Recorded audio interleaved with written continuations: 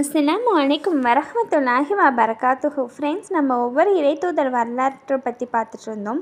அதன் அடிப்படையில் இப்போ நம்ம மூசா அலைஹிஸ்ஸலாம் வாழ்க்கை வரலாற்றை பற்றி பார்க்கலாம். மூசா அலைஹிஸ்ஸலாம் என்றாலே எல்லோருக்கும் நினைவு வருவது கொடுகோலன் அரசன் ஃபிர்அவுனு தான். அதேபோல் கடல் பிளந்து அல்லாஹ் பாதையை அமைத்து கொடுத்ததும் தான் எல்லோருக்கும் நினைவு வரும். வாங்க வீடியோக்குள்ளே போகலாம், அவரோட வரலாற்றை ஃபுல்லாக தெரிஞ்சுக்கலாம். அதுக்கு முன்னாடி என் சேனலை சப்ஸ்கிரைப் பண்ணாதவங்க சப்ஸ்கிரைப் பண்ணுங்கள். அதே மாதிரி என் வீடியோக்கு லைக் போடுங்க. கிமு 15ஆம் நூற்றாண்டில் வாழ்ந்த இரண்டாவது ரமேசஸ் என்று அழைக்கப்படக்கூடிய பிர்அவுன் என்ற கொடுகோலன் எகிப்து நாட்டின் சர்வ அதிகாரியாக ஆட்சி புரிந்து வந்தான். கீப்தி என்னும் மேல் சாதியை சேர்ந்த இவன் பனு இஸ்ராயல் குலத்தாரை அடிமைப்படுத்தி கொடுமை புரிந்து வந்தான்.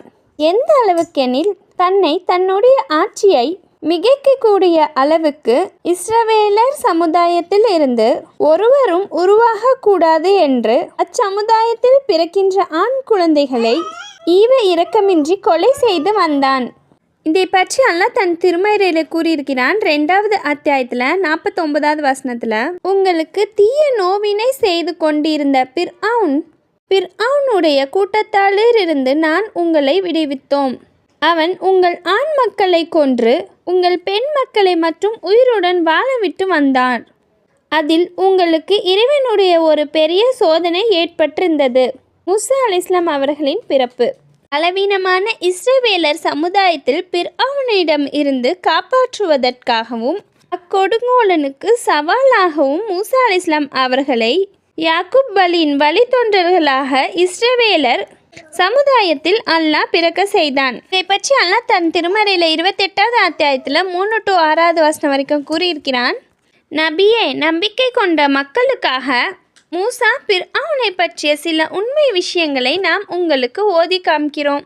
நிச்சயமாக பிர்அவுன் பூமியில் மிகவும் பெருமை கொண்டு அதில் உள்ளவர்களை பல வகுப்புகளாக பிரித்து அவர்களில் ஒரு பிரிவினரை பலவீனப்படுத்தும் பொருட்டு அவர்களுடைய ஆண் மக்களை கொலை செய்து பெண்மணிகளை உயிருடன் விட்டு வைத்தான்.